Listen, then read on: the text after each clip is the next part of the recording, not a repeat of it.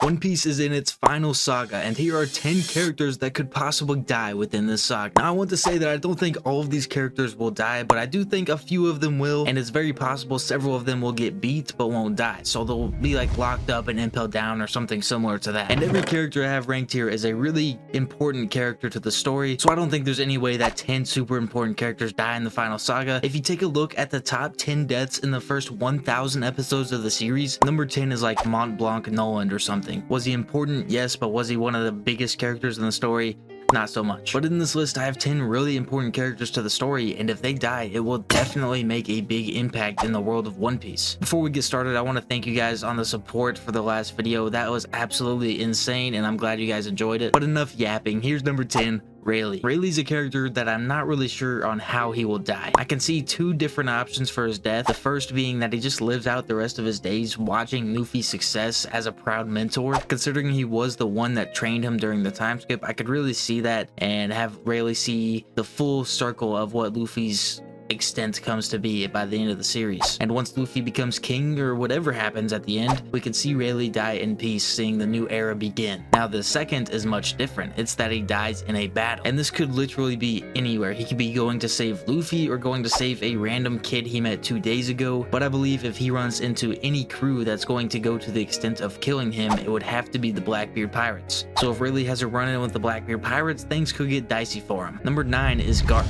I think that Garp will be Luffy's second and last traumatic event. As we know, Ace was the first of these events for Luffy, and Garp is also just one of the guys from the first pirate era with Roger. And with his death, that will really be the event that signifies the end of the pirate era with Roger and the beginning of the new era with Luffy or whoever else. Now, I want to mention that I think Sengoku will stay alive. A lot of people out there think he's going to die, but in my mind, I see him being that old guy, the one old guy from the old era that we cut back to just randomly hear his opinions from time to time. It already happens. We kind of saw it in Dressrosa, and then also at the time the Reverie was happening, we had a couple little cutbacks to him and his thoughts on stuff, and I think that pattern will continue for Sengoku. Now, number 8 on this list is Akainu. Luffy is going to get his get back at some point and revenge Ace. It's inevitable. It's just a matter of time, and I think it either has to be Luffy or Dragon that takes down Akainu. If it's anyone else in the series, it doesn't do it justice at all. Now, I know what you're thinking. Why Dragon? Well, I wanted to include Dragon in this conversation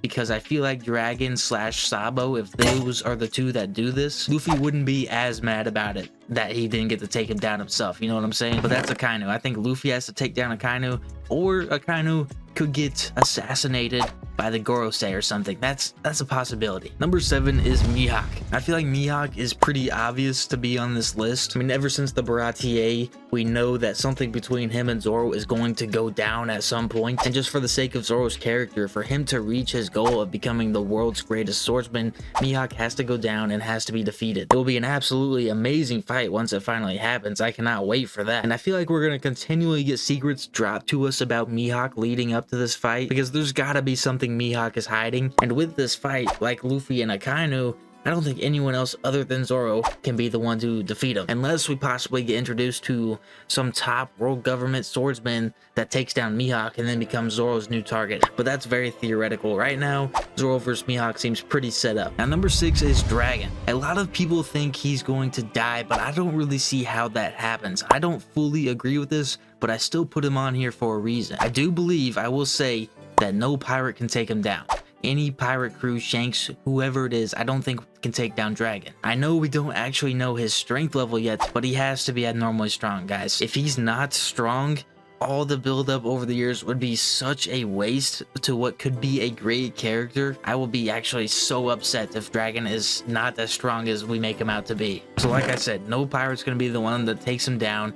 If we do see Dragon fall, it will be from Imu himself. Either that or him just getting completely ganged up 10v1 by the Gorosei or whoever else. Anyone else should not be at his level of strength and be able to take him out if he's as strong as we believe him to be. Imu and maybe 1 or 2 other guys should be the only ones capable of doing that. Now, before we get into the top 5, I want to talk about one person I think will stay alive that a lot of people seem to disagree with, and that is Sabo. A lot of people think Luffy's going to lose both of his brothers. We've already gone through that storyline. Sabo was dead, Ace died, Luffy lost both of his brothers. It's already happened. I think if Luffy's losing another family member, it's more likely Dragon or Garp. So that leads me into number 5, which is Trafalgar Law. Now, like Dragon, I don't think this one could happen, but some things have already been placed into the story to kind of foreshadow this event. In Dressrosa, we learned about the Immortal Operation, which basically allows Law to make someone immortal, but at the cost of his own life. So it's very possible this is how Law goes out, and if he does that operation, it's going to be on Luffy. I don't think anyone else Law cares about enough to do it on. And we've heard time and time again that Luffy's lifespan has been decreased. When he first used Gear 2, they said it, Gear 5, Gear 4, all of this says that Luffy's lifespan decreases every time he uses it. I don't know if that's the truth, but that's what has been mentioned in the story. So even though I don't really think Law will be one to die, I put him number 5 because it would be a death that hits Luffy really, really hard. Law could almost be an ace level death for Luffy. So let's go into number 4, which is Marco the Phoenix. The entire One Piece community thought he was going to die in Wano. Now, I do think we will see him die, but we gotta remember his devil fruit power. He is the Phoenix. Considering that devil fruit power, we'll also see him reborn again. And it'll be interesting to see how that plays out. Like if a baby Marco is reborn again, that's wild. I think that's how Phoenixes work. So that's how I think Marco will die, but I also think he'll be reborn. If Marco's to die and completely die, it just proves that Oda hates the Whitebeard pirates. Like, Marco's death will solidify the fact that Oda completely hates the Whitebeard pirates. First it was Ace with the whole execution, then it was the captain himself, Whitebeard, and actually before all of that it was Thatch killed by Blackbeard, and then later after the Marineford War and the Revenge War, most of the Whitebeard pirates got wiped out by Blackbeard. If Marco also goes down, it would be a very sad ending for a great crew. So I don't see him completely dying. If he does die, I see him getting reborn. Now, number 3 is Shanks. I really didn't want to include Shanks into this list, but it does seem inevitable that his death might actually happen. Something's been going on with Shanks' character lately that I don't really like. Pre-time skip at the very beginning of the story, when we see Shanks' reactions to Luffy's first bounties, he looks like a proud dad who just saw his kid score a touchdown. However, recently that has seemed to go away. When we see Shanks react to Luffy's bounties now, it's not as much of a smile and laugh and party.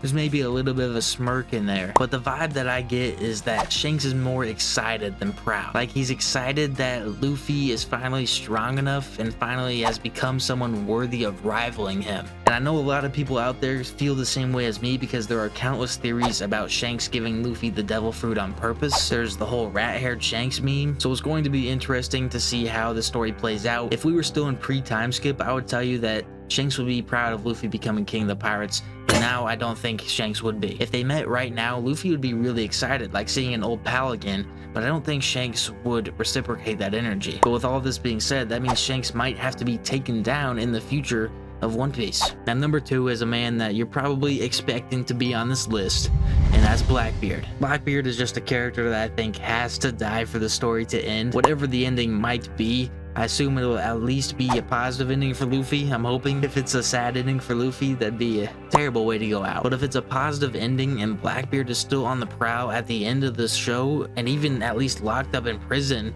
I feel like there would still be some loose ends left in the story. So Blackbeard's got to go. Same as Akainu, I think this is a revenge battle for Luffy. Just considering what happened to Ace and any other friends and family Luffy has had get attacked by Blackbeard, Luffy's got to take him out one-on-one. And number 1 of the upcoming deaths in One Piece, I think, is a Straw Hat crew member. Specifically, 2 guys. The first might not be a big surprise. A lot of people think he's going to die, and that is Usopp. As much as I don't want it to happen, I think it's going to. One of the Straw Hats is going to die. And Usopp is the fan favorite to die because a lot of people think that his death will finally allow him to achieve his dream of being a brave warrior of the sea. It does make sense. If he dies some sort of valiant death, he'll finally become a brave warrior. But this theory has been around for years, and Oda is known for changing things if people figure it out. If this was his plan, I think Oda has changed it already because so many people guessed it. And if it isn't Usopp, the other Straw Hat I think it will be is Jinbei. Jinbei won't hit as hard as some of the Straw Hats that have been around since the very beginning, but he's the second oldest crew member. He's up there in years. I mean, Brook can't necessarily die, so Jinbei is the next closest to death, and he's already made so many sacrifices for Luffy